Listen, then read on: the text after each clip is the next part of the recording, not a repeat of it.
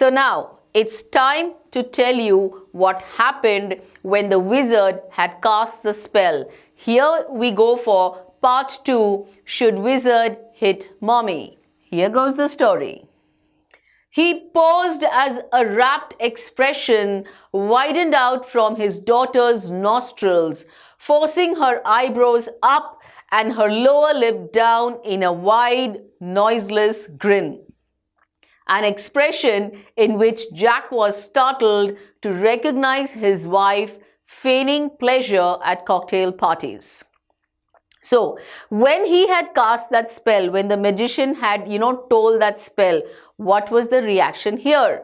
He paused as a rapt expression. As a rapt means a completely, absorbed. Joe was totally absorbed when he was telling that spell. And you could make out from the nostrils, the nostrils had widened. She was like, what happened, Forcing her eyebrows up. Her eyebrows had gone up and her lower lip down in a wide, noiseless grin. She had a nice big smile, but a very quiet one, a very silent grin. An expression in which Jack was startled. He was a little shocked. He was a little surprised. Why? To recognize his wife. Now, when he saw his daughter's expression, the expression which was on her face was actually similar. It was nearly same to that of his wife when she was feigning pleasure at cocktail parties. She was pretending to be happy at the cocktail parties. But here it's, telling you that how he was actually shocked to feel that, oh my God, my daughter's, that facial expression is somewhere similar. My wife also pretends to, when she's at the cocktail parties and she presents, oh, she's really enjoying it. That similar expression, they were both same.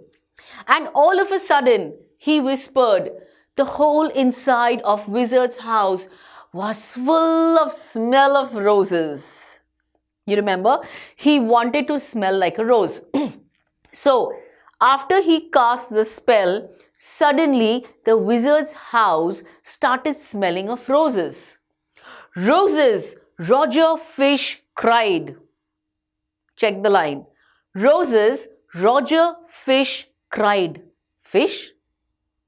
Who fish? What fish? Where did the fish come from? And the wizard said, very cranky, that'll be 7 pennies. Now the wizard said in a very bad, very bad-tempered, very annoyed moment, that'll be 7 pennies. That's how he spoke.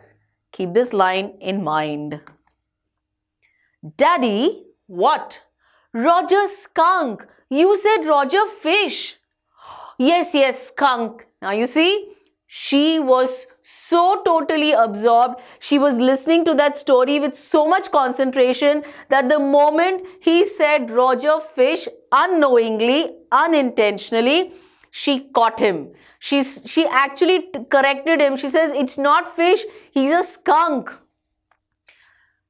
Now, you said Roger Fish. Wasn't that silly? Very silly of your stupid old daddy. He says, oh, your daddy shouldn't have done it. It was very stupid of him. Where was I? Well, you know about the pennies. Say it. He says, yeah, now you know about the pennies, and it's like, okay, continue. Okay, Roger Skunk said, but all I have is 4 pennies. And he began to cry.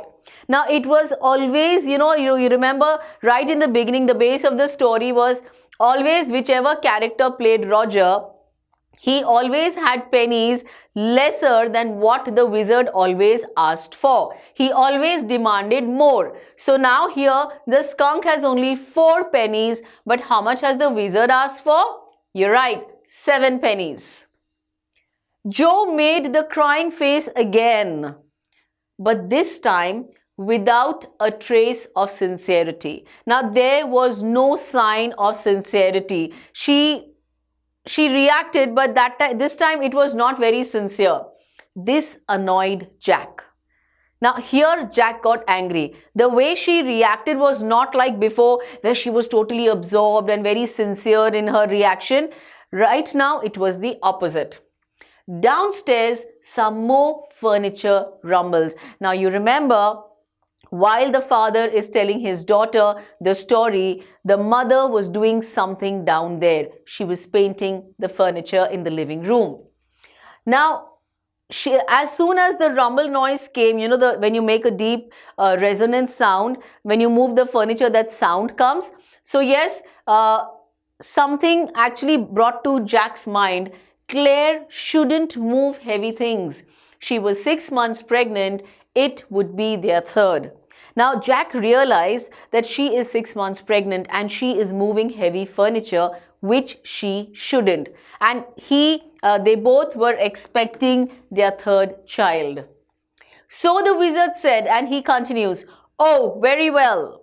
Go to the end of the lane and turn around 3 times and look down the magic well. There you will find 3 pennies. Hurry up." Now, the wizard would always guide Roger where to go and get those extra pennies from. So this is how he guides him. He says, go to the end of the lane, you will turn around 3 times and you will look down the magic well. There is a magic well over there and you will find the 3 pennies. Go quickly.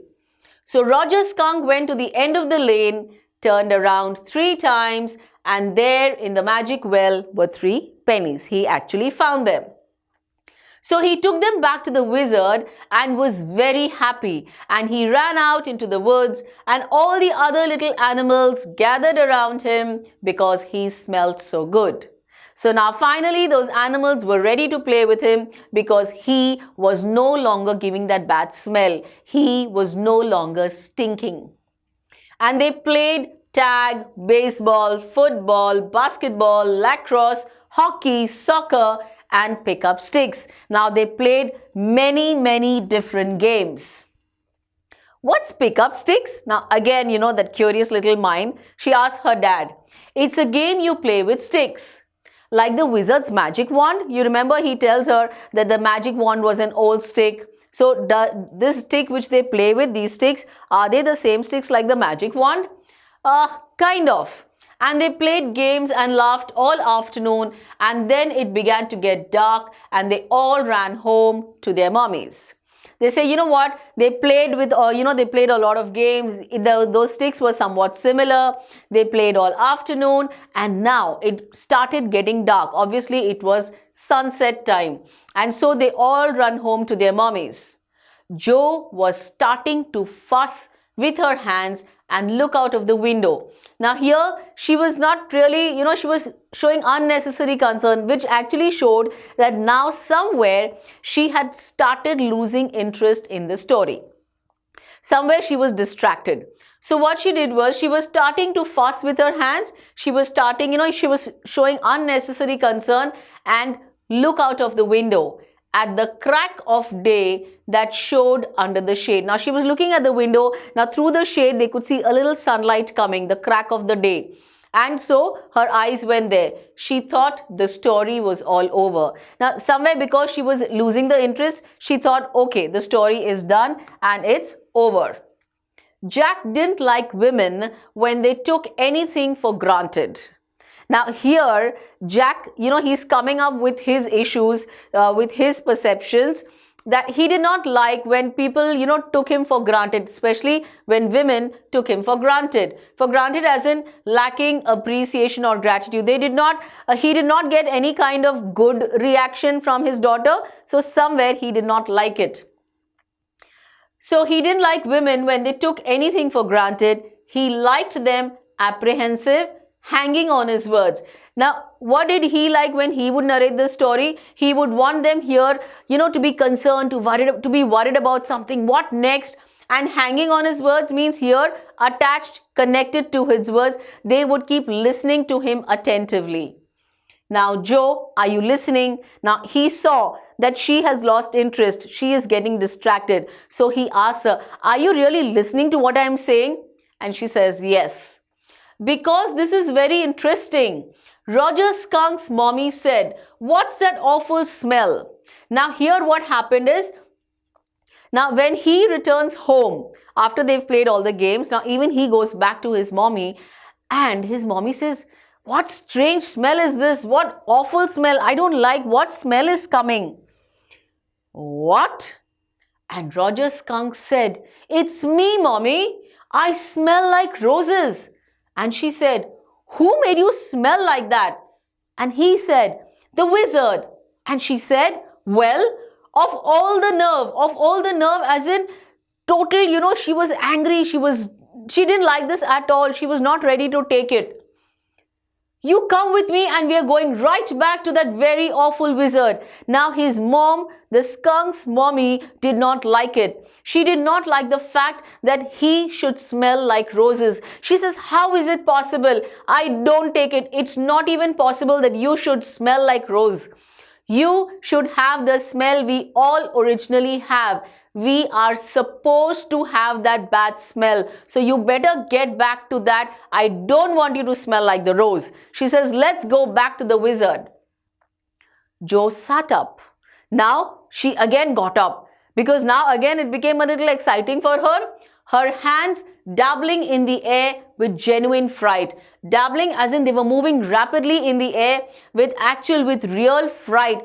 Now she was, oh my God, now he's just smelling so good. He got a chance to play with his friends. And now again he'll go and smell bad. She was really excited now. "But Daddy, then he said about the other little animals run away." Her hands skittered off into the underbrush. Now her hands moved lightly and fast. She said, "Okay, what about them?" And here under the covers, she quickly put her hands under the covers and she says, "But what about the animals? Again they will run away. How is that possible?" "All right," he said, "but Mommy, all the other little animals run away." And she said, "I don't care. You smelled the way a little skunk should have, and I'm going to take you right back to that wizard." And she took an umbrella and went back with Roger Skunk and hit that wizard right over the head. Now, she was a very concerned mom. She says, "Look, you are supposed to have that smell because you are a skunk. We skunks are supposed to smell like this. So not a problem at all, but you are not smelling like the rose." And so quickly, she takes an umbrella, she takes Roger Skunk, she goes to the wizard, knocks over his head, and she tells him, "No," Jo said, and put her hand out to touch his lips. She says, "No, don't." Yet even in her agitation, in her anxiety, that excitement did not quite dare to stop the source of truth. Now, though she, stopped her father, and she says, "No, don't." But that excitement was there and the truth had to come. Inspiration came to her. Now here she had that thought. She had that very inspiring thought. Then the wizard hit her on the head and did not change that little skunk back. Now here the wizard hit her. He hit the mother back on the head and he did not change the little skunk back.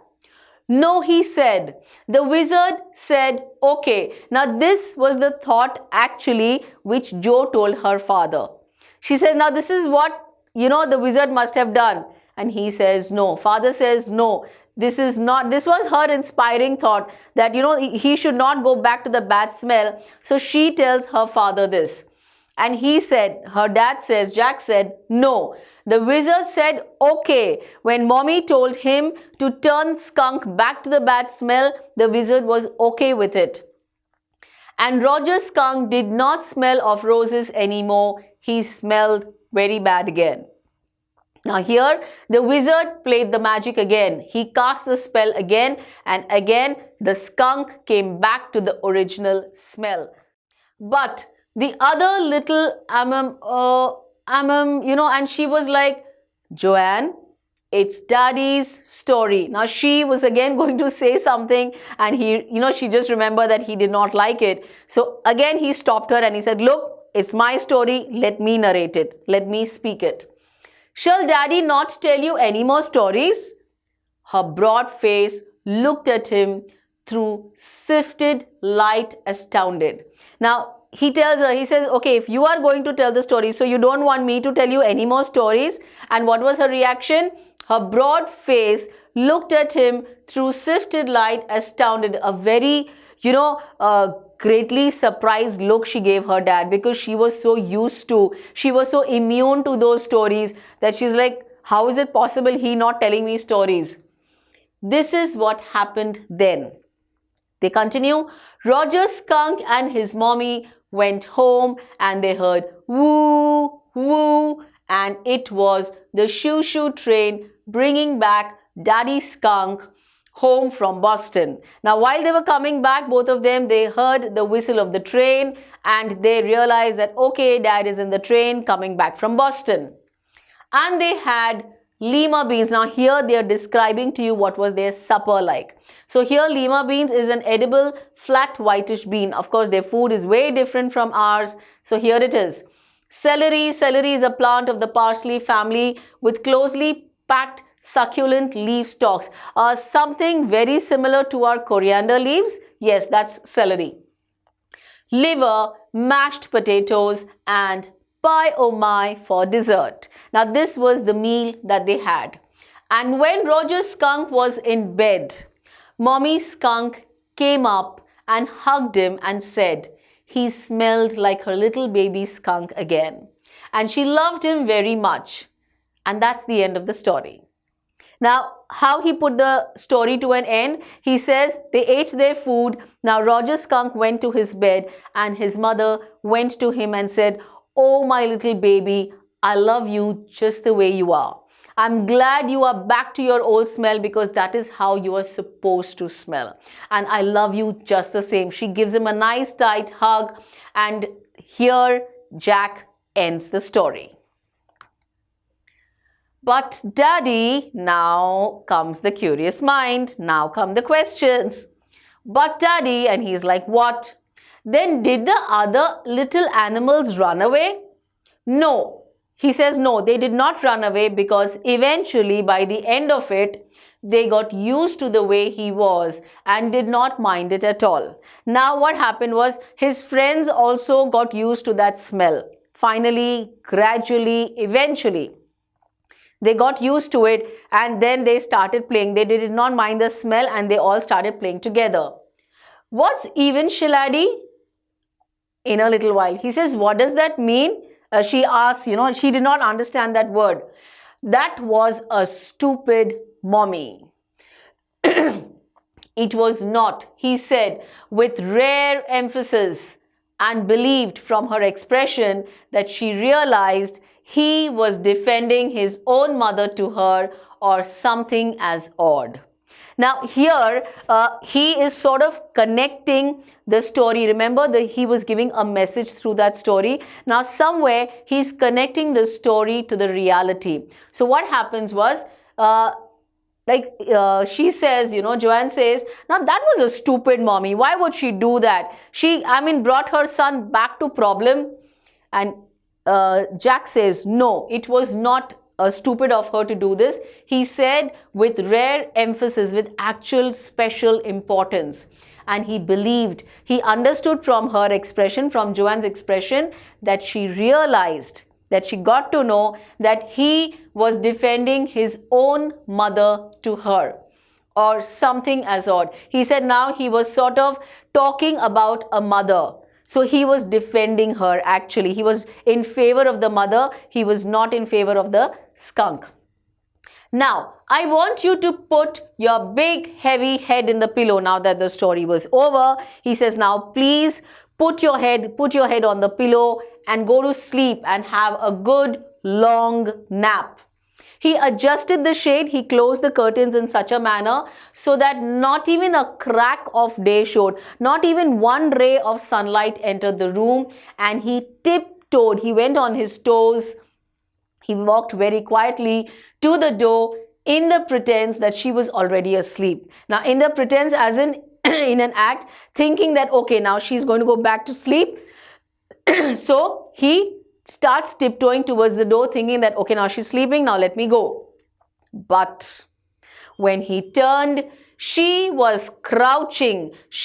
Knees are bent and upper body is brought forward and down. So she was on her knees, sort of kneeling down. She was crouching on top of the covers and staring at him. Now let's just visualize this. He's walking out thinking, oh, she's asleep. And when he looks back and she's like, oh, she's nice and up. She's not even on the pillow. She's nice and up on her knees on the covers.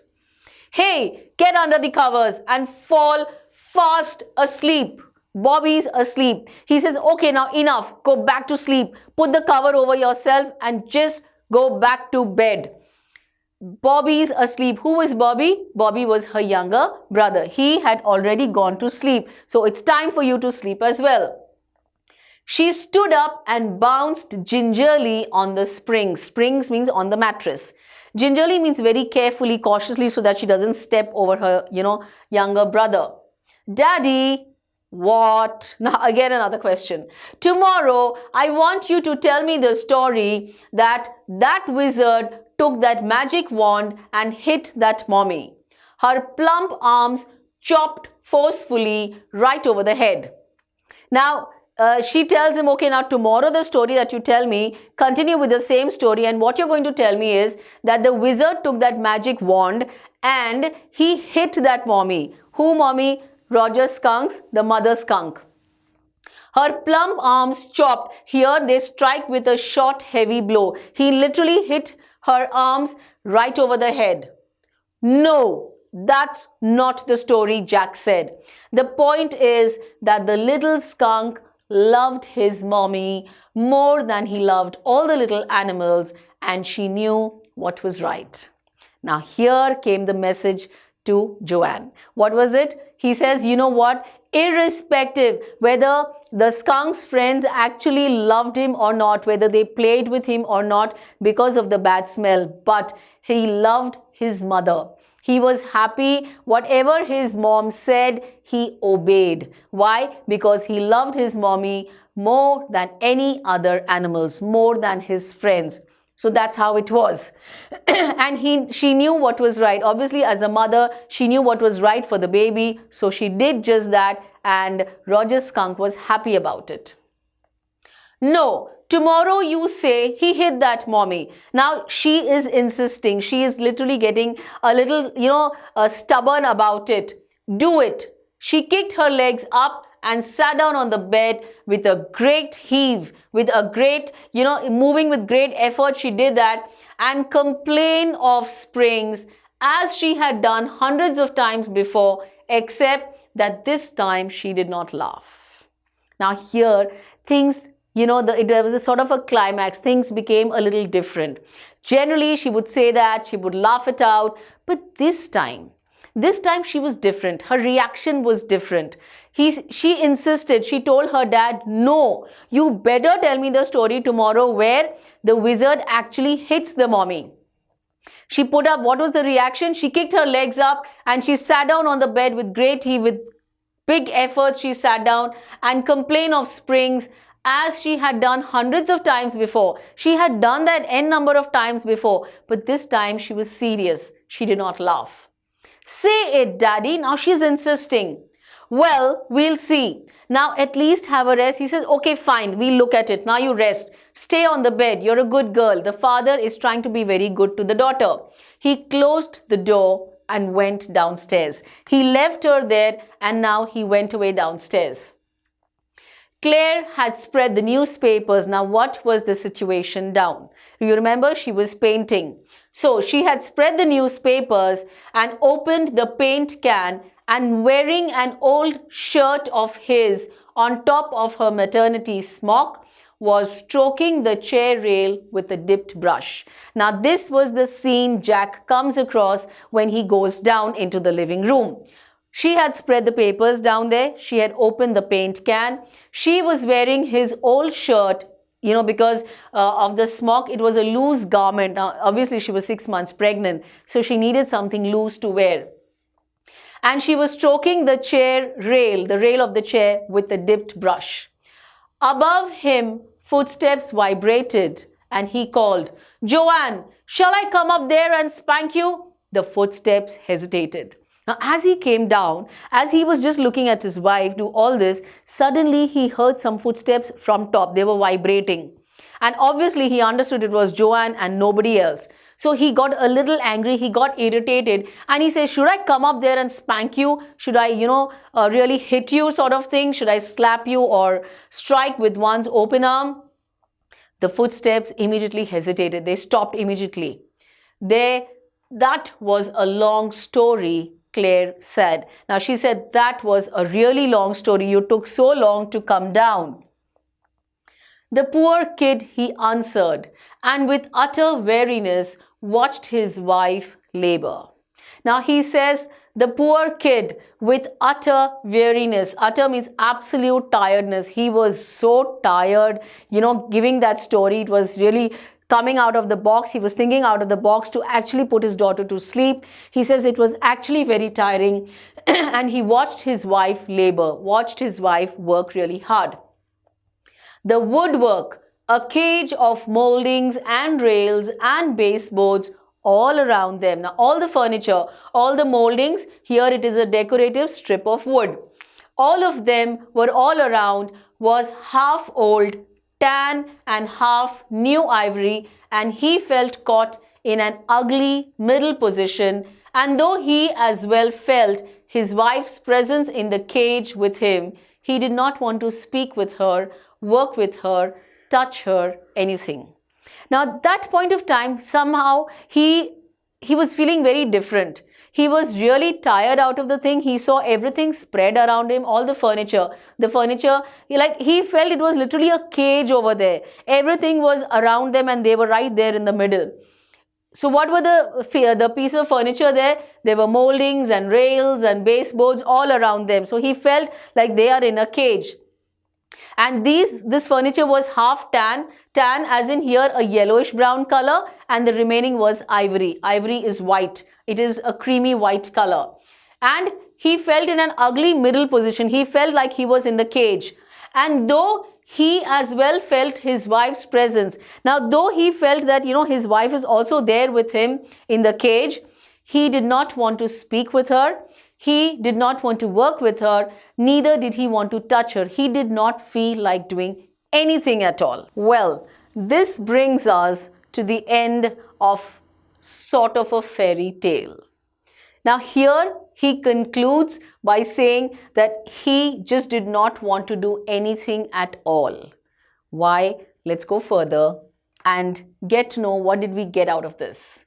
When I was 10, I read fairy tales in secret and would have been ashamed if I had been found doing so. Now that I am 50, I read them openly. He says, now there's no fear. Now, even if I am reading a fairy tale at the age of 50, it's okay with me. When I became a man, I put away childish things, including the fear of childishness and the desire to be very grown up. You may grow up really big. You may even go 20s, in your 30s, in your 40s. But remember, always keep the child within you alive. Never let the child inside you grow up. Enjoy the pleasures of being a child by heart. So yes, I hope you got the message right. Keep watching and keep learning.